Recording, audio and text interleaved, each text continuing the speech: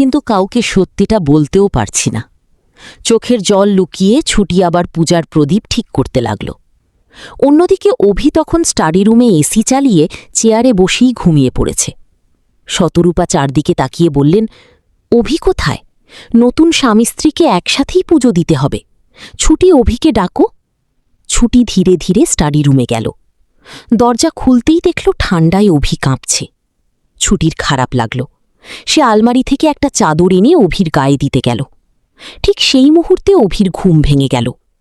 চোখ খুলে এত কাছে ছুটিকে দেখে অভি চমকে উঠে বলল, আপনি? ছুটি সরে যেতে গিয়েই হঠাৎ পা পিছলে অভির গায়ের উপর পড়ে গেল।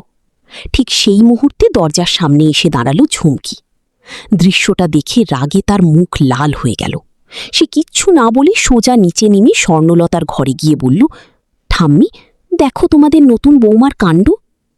কিছুক্ষণ পর সবাই জড়ো হতেই স্বর্ণলতা ছুটির দিকে তাকিয়ে কড়া গলায় বললেন, আজ